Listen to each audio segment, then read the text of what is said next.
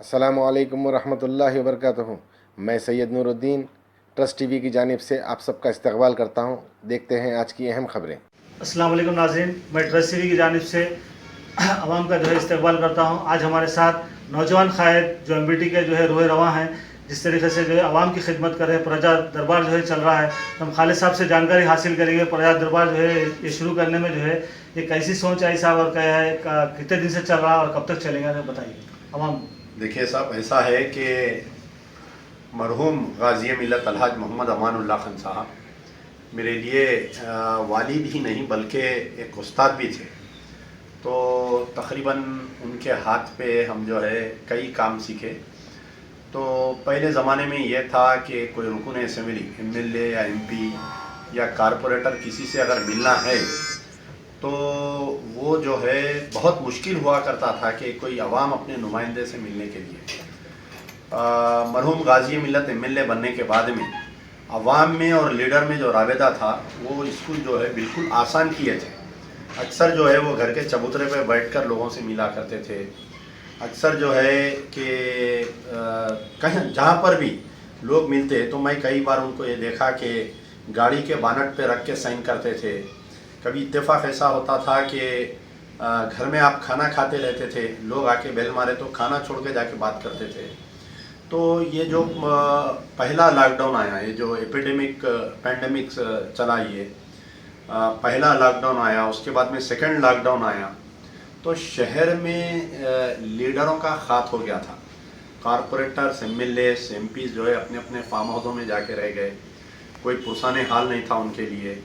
लोग दर दर भटकते रहे, समाजी तंजीमें निकल कर उनका काम किए और लोगों को राशन वगैरह राहत पहुंचाए।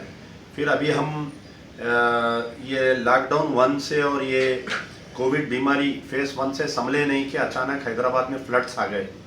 फ्लड्स आने के बाद में तो तबाह ताराज हो गया पूरा। बाबा नगर से लेके आपके याकुतपुरा, यशरफ नगर, मदीना नगर, तालाब कट्टा पूरा तबाह ताराज हो गया। उधर पूरे कॉलोनीज तबाह ताराज हो गए।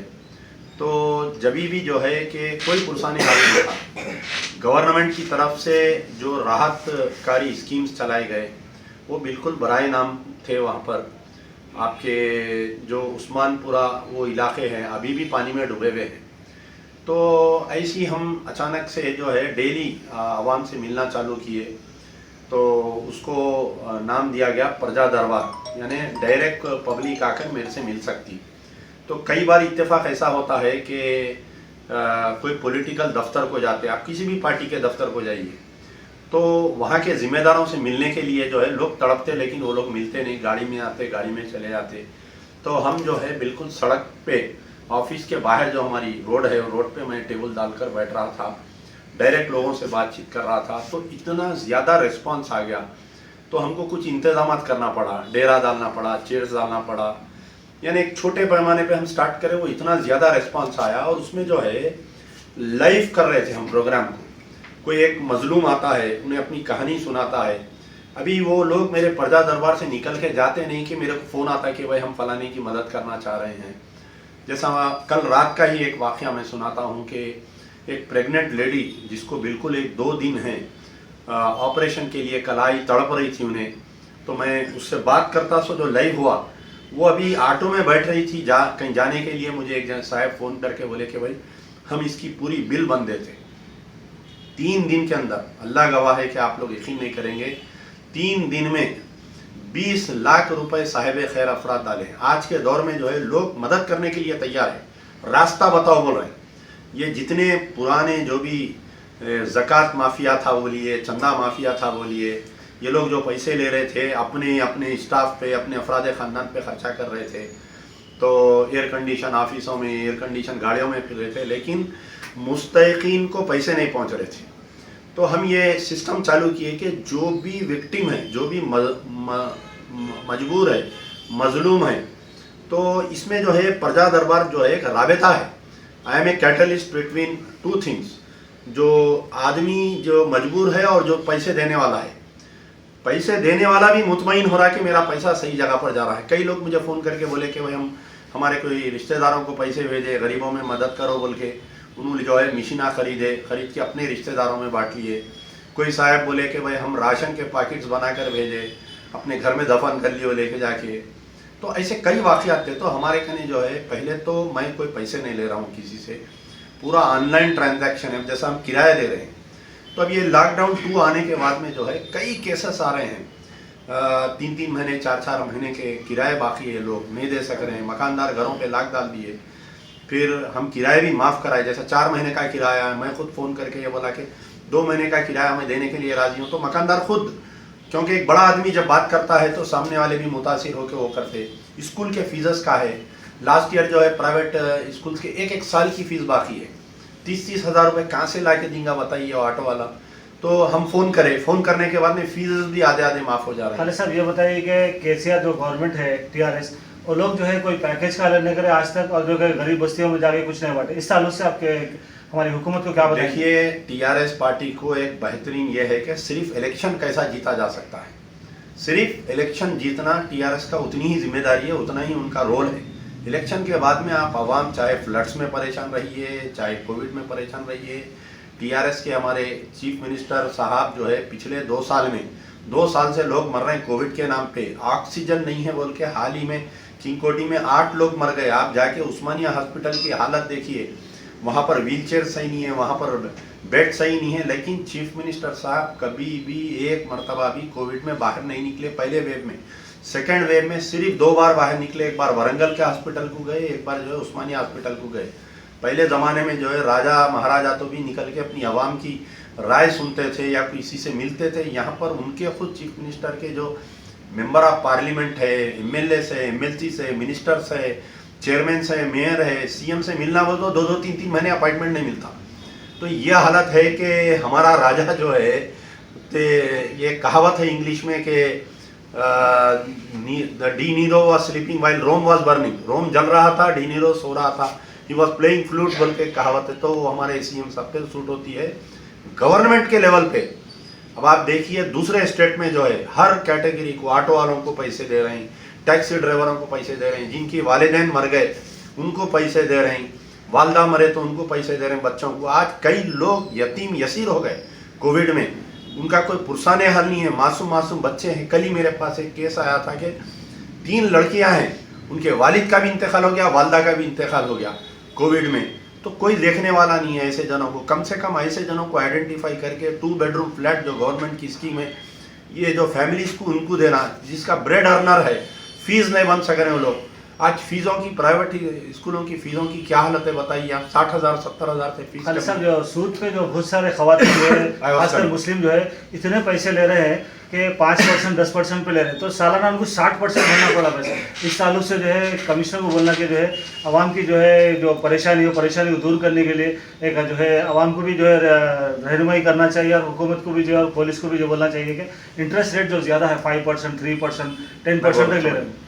देखिए साहब, सबसे मेन चीज़ ये है कि शहर के, हैदराबाद शहर जो है 80% सूदखारों में अटकावा है, सूद के जुल्म में। चाहे आप वो रहन सेंटर के नाम बोलिए, चाहे आप वो ऑटो फाइनेंस बोलिए, चाहे आप वो बैंक फाइनेंस बोलिए, किसी ना किसी तरीके से कहीं ना कहीं हम जो है सूद बन रहे हैं। जबकि ये वाज़ेह है, इस्लाम में, कुरान में लिख दिया कि सूद लेना देना, यानी सूदखार की कोई बात पे यकीन मदद करना, ये अल्लाह से जंग करने के बराबर है। अल्लाह ताला वाज़ेह है कुरान में। इसके बावजूद मैं हैरत ये करता हूँ कि बड़े बड़े लोग जो है, यानी जो 5 वक्ता नमाजी लोग हैं, जो घर में जिनका दीनी माहौल है, ऑटो फाइनेंस पे ले रहे हैं। नहीं साहब, हमारी मजबूरी थी इसलिए हम ऑटो फाइनेंस पे लिए। एक साहब, अब आप देखिए कि आप भी एक समाजी कारकुन हैं, आप खुद एक तंजीम चलाते हैं। गुलजार हाउस चौरस्ते से लेकर शाली वनडे तक जो है कम से कम एक 3 करोड़ से 4 करोड़ का सोना जो है पुराने शहर के मुसलमानों का रहन सेंटरों पे है। आप बताइए मुझे कि पूरे शहर में ये, यानी हर शहर में आप नए शहर की जब बात करेंगे आपको कहीं पर भी रहन सेंटर नहीं दिखेगा। गुलजार हाउस से लेकर शाली वनडे तक इतने रहन सेंटर है, और बुरखापोश खवातीन जो है अपने जेवरात रहन रखते हुए आपको देखा जाएगा। तो इसमें ये है कि गवर्नमेंट की तरफ से आप जैसा बोल रहे थे कि भाई पुलिस कमिश्नर, इसके ये एक्चुअली मनी, ये एक एक्ट है, ये तो वो एक्ट के तहत कमिश्नर ऑफ पुलिस या कलेक्टर भी कुछ नहीं कर सकते कि इतने परसेंटेज नहीं देना या इतने परसेंटेज देना, क्योंकि ये लोग प्राइवेट फाइनेंसर्स है। ये लोग इनका जुल्म, इनका सितम नहीं, वो लोग भी पुलिस को मामूल देते, वो लोग भी जो है गवर्नमेंट में मामूल देते। अब जैसा ऑटो का फाइनेंस का इशू आया, आप बताइए कौन सी तंजीम बात कर रही, बताइए आज ऑटो ड्राइवर जो है तेलंगाना एजुटेशन में जितना ऑटो ड्राइवर हिस्सा लिए, कोई हिस्सा नहीं लिए। जब भी टीआरएस पार्टी को ज़रूरत पड़ती थी, चाहे वो एलबी नगर में सीएम के जब टीआरएस के प्रेसिडेंट जलसा किए थे, या निज़ाम कॉलेज में, या शकुना जनुला समय में जब किए थे, तो आपको देखेंगे कि ऑटो वाले फ्री सर्विस दिए तेलंगाना एजुटेशन में। आज ऑटो वाले तड़प रहे हैं। 3 इंस्टॉलमेंट है। कल सीएम साहब या केटीआर साहब पूरे फाइनेंसर से मीटिंग लेके एक ऐलान अगर कर दिए कि ये 3 लॉकडाउन का जो ईएमआई है कैरेट फॉरवर्ड अगर कर दिए, विदाउट इंटरेस्ट आप लेना बोले, तो आप बताइए कौन से फाइनेंसर की हिम्मत होती कि साहब एक आखिरी सवाल है कि केसीआर साहब जिस तरीके से जो है अवाम में बेचैनी है, खासकर माइनॉरिटीज़ और मुस्लिम में, जिस तरीके से माइनॉरिटीज़ को जो चीज़ें देते बोले आज तक नहीं दी, चाहे जहांगीरपुरों की दरगाह का ले हो या फिर 12% ले हो, या जो भी स्कीम्स गवर्नमेंट के जैसा इस्लामिक सेंटर का ऐलान करे, ये सब जो है मुसलमानों को बेवकूफ़ बनाए बोलकर, इस ताल्लुक से आपका क्या स्टेटमेंट? देखिए, इसके लिए जो है कि मैं हमारी मुस्लिम तंजीमें और मुस्लिम लीडरों को इसके लिए जिम्मेदार करार देता हूँ।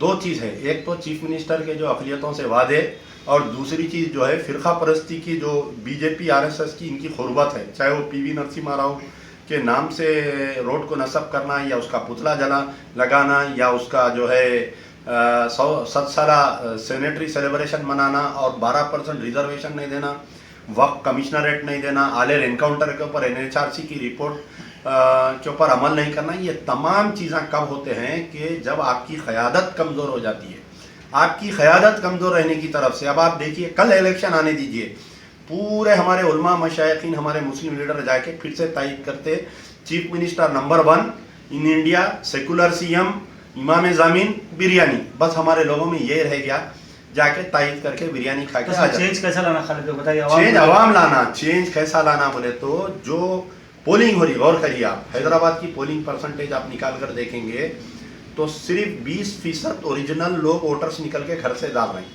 20% बोकासिंग हो रही। तो ये जो 80% लोग जो घरों से नहीं निकल रहे हैं, पोलिंग के दिन जो हॉलीडे पिकनिक मनाने के लिए फैमिलीज के साथ चले जा रहे हैं, और जो डेमोक्रेटिक राइट इनका जो है, जो जमहूरियत में जो वोट का इस्तेमाल नहीं कर रहे हैं, इसकी वजह से जो है नाहल नाकारा बदमाश लोग जो है इलेक्ट हो जा रहे हैं इसमें। तो ऐसे लोग जब इलेक्ट होंगे, पैसे की बुनियाद पर इलेक्शन होगा, मैं भी अगर 100 को मैं भी अगर 1 करोड़ रुपए खर्चा करके इलेक्शन जीतूंगा तो मेरे से पूरी वोटर से हमदर्दी नहीं रहेंगी, मैं भी उनके बुरे वक्त पे साथ नहीं दूंगा। अरे पैसे फेंका मैं तमाशा। एक आखिरी सवाल है, जैसा रेवंत रेड्डी आने के बाद कांग्रेस के हर नाराज लीडर जो ग्रुप बंदी थी उसमें जो है तोड़ने के लिए उन्होंने जो है जाके अपने अपने घरों पे मिल रहे, कांग्रेस को भी आगे लेके आ रहे, और शर्मिला भी यहाँ पे आ रही है, हुजूराबाद का भी इलेक्शन है। तो इस ज़माने में जो है अब लोगों में ये तशवीश है कि जो है आने वाली गवर्नमेंट जो है एक सिंगल गवर्नमेंट नहीं बन सकती। आपका क्या इस तरह से? नहीं, अभी तो बहुत टाइम है इलेक्शन को, अभी 3 साल है। अभी देखेंगे शर्मिला का शर्माना कहाँ तक रहता, रेवंत का रचना कहाँ तक रहता है, ये सब अभी इलेक्शन के करीब में है। हुजूराबाद के ताल्लुक से आप कुछ बताएंगे? हुजूराबाद का इलेक्शन जो है, जैसा इटला राजेंद्र जो है टीआरएस में से निकल के जो बीजेपी में, नहीं, आप देखिए, चीफ मिनिस्टर हमारे केसीआर साहब ये चाह रहे हैं कि 1 के बाद में 2, 3, 4, 5, 6 पोस्ट नहीं रहना टीआरएस में। उन्होंने खुद ये चाह रहे हैं कि यानी 1 के बाद में कोई नहीं रहना जी। अपने बेटे को भी मिनिस्ट्री नहीं दिए, घर में बिठा दिए कई दिन तक, हरीश राव को कई दिन तक घर पे बिठा दिए, जितने टीआरएस के सीनियर लीडर है। तो मैं ये मेरा ये अंडरस्टैंडिंग है कि जो इटला राजेंद्र बीजेपी में गए, कहीं ना कहीं इसके अंदर चीफ मिनिस्टर की भी आंख हो सकती कि इनको पार्टी से निकाल के इमीडिएट इनको बीजेपी में शामिल करना। हो सकता है कि भाई इटला राजेंद्र को जिताने की भी कोशिश करेंगे केसीआर साहब। तो इसमें जो है कि एक बहुत बड़ी सियासत है ये। अब वो इलेक्शन आने के बाद में कहाँ पर होता क्या होता देखने आए, कौन जीतता, क्या बीजेपी जीतती, क्या टीआरएस जीतता। मगर एक बात है कि वहाँ की जो हुजूराबाद में जो मुस्लिम वोटर्स है, उनके लिए हमारे उलमा मशाइखीन, हमारे सियासी कायदीन क्या कैसा उनको रूबे अमल लाते हैं, उनको क्या उनकी लाइन ऑफ एक्शन रहता है, हमको इनको देखना चाहिए। जी हाँ नाज़रीन, जिस तरीके से आज नौजवान कायद हमारे साथ थे अमजदुल्ला खान, जिस तरीके से प्रजा दरबार चला रहे हैं, आवाम की खिदमत कर रहे हैं, आवाम को चाहिए कि जो है सूद से बचे और बुराइयों से बचे, ताकि जो है माशरा सुधरे, शुक्रिया, खुदा हाफिज़।